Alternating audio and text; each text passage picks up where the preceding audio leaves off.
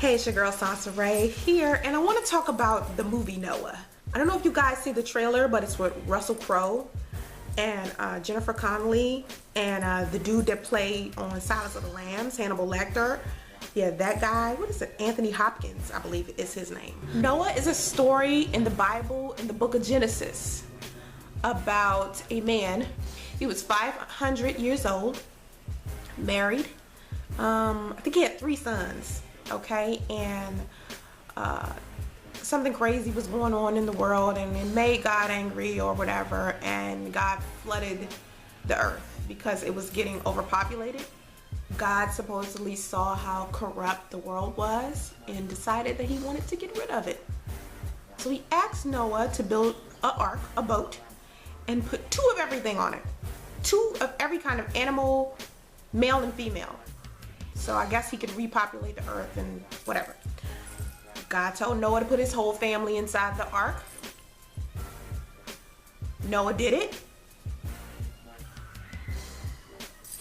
And when he turned about 600 years old, God flooded the earth. On the 17th of the 2nd month is when the flood started. And it fell on earth for 40 days. So it was raining for 40 days. Okay, I'm sitting at the movies and we're sitting down talking, we're having a drink at the Studio Movie Grill, and the Studio Movie Grill is a place where it has like a bar with the movie, and you can sit and chill in a lounge area at the bar before the movie. And so we're sitting there and we're talking, and I see the Noah trailer come on, and I'm like, wow, you know, I would like to see this movie.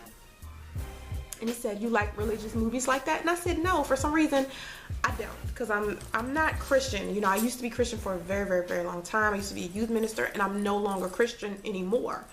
And so the only reason why I want to see Noah is because it seems like it's not really based on religion. It's based more on the story. You know, and I think the Bible is just a book full of stories that was translated so many times and written by so many different authors and writers and poets who, you know, could have been fabricating or sensationalizing, or they could have been telling the truth. You never know. But what this guy said to me was extremely interesting, and that's another thing about me dating. When I date, I meet some interesting ass people, and they say some interesting ass things. But this specific guy is in the military. He was in the National Guard, and he was talking about how many tours he did, and he was talking about how he was in Israel. I believe he said Israel, something like that. So as I'm telling him, you know, I don't think this is a religious movie. I think this is, you know, how Greek movies aren't religious movies, but Greek mythology is very much their religion, you know what I mean? But the movies weren't necessarily about religion, you know. It was about Zeus, and it was about Hercules, and it was about, you know, Achilles and things of that nature, but it wasn't, you know, religious. So anyway, I'm saying this is how Noah is. So he's like, well, let me tell you how I feel about a lot of the books inside of the Bible, and especially the story of Noah. He says he went to Israel, and don't quote me on the Israel thing, because I can't even remember where Noah was when this whole flood thing happened. But he was saying he was in the same place where Noah was when he went on tour to Iraq or Israel or whatever he was saying. Do not quote me on that, because for some reason it's slipping my mind right now. So anyway, he was saying how they were on these pods and they had to stop being on duty because it started raining, and since it only rains maybe twice a year there's nowhere for the water to go. So he says it rained for 3 days, and even in those 3 days it rained so hard that it flooded everything. And when he opened the door, water was like coming in, and you could see like porta potties just floating past him, and the water was so high and so far out it looked like he was in the sea. And so he said it took a whole day or 2 for all the water to disappear, but this was only for it to be raining for 3 days. So he says he feels like something like that happened to the person that wrote this specific part of Genesis, and they just sensationalized the story to make it entertaining. And people do that now. Even when you see a movie that's based on a true story, when you go back and you talk to the people that the movie was about, they say things like, well, no, that didn't happen that way. This is how it happened. Like with the TLC story, with What's Love Got to Do with It, with Tina Turner. Just a lot of movies, they try to say, well, that's not what happened. Such and such happened. They kind of told the story a different kind of way to sensationalize, you know. And I don't believe that people just started doing this, you know, in the year 2014. I believe people were doing this back in the day. And, you know, when I went to college and I decided to take theology as a course and to study it, it kind of killed my belief system. And this is what I was telling him when we were sitting there.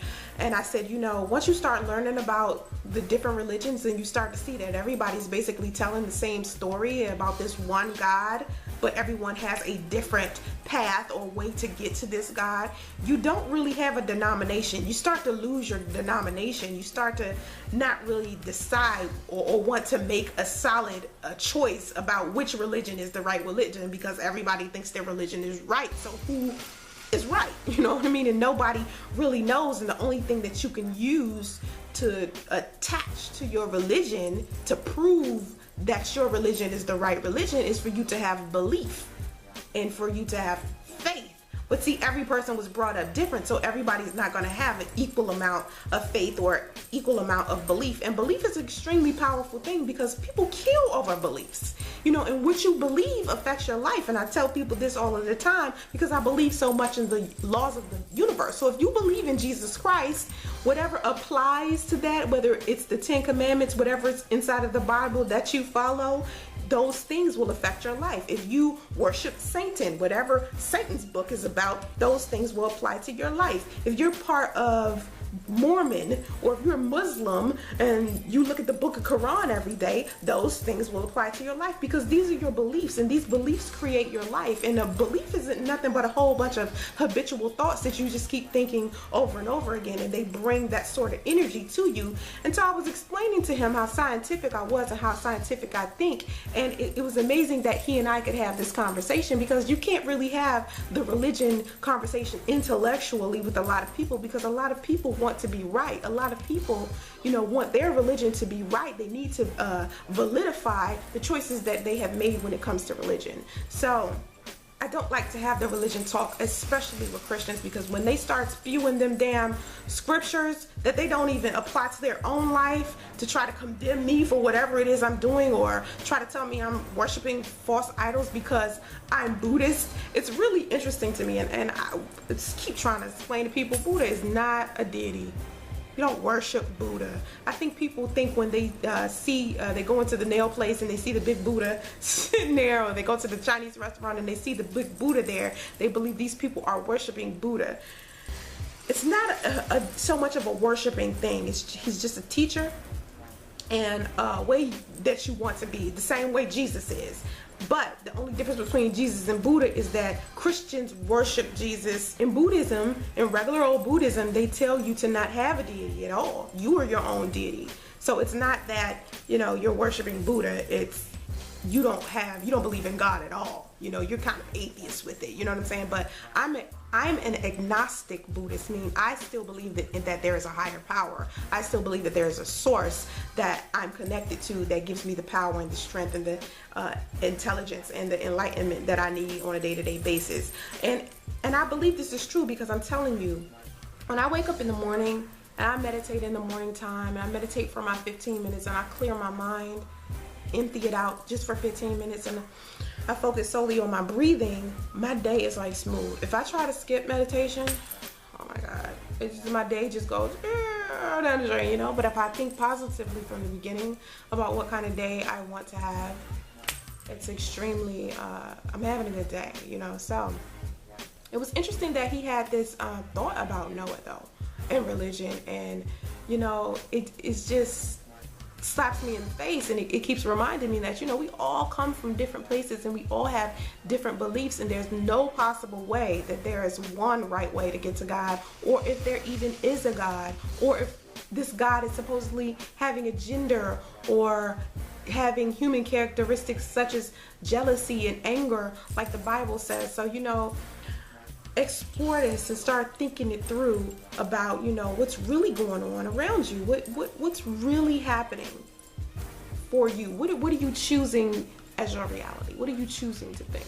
Are you really, really trying to bestow your reality on everybody else? Because your reality is designed for you. Your choices that you make for your life are designed for you, not everyone around you. So there are social networks, small social networks inside of bigger social networks, inside of bigger social networks. So your world is the world that you create. And that social circle you have around you is one world, and each person inside of that social circle has their own world, and it's just getting bigger and bigger and bigger, and that's how the world becomes one, and we're all connected in that kind of way. There's never going to be a time where everybody is on one accord, because that diversity creates evolution, it creates growth.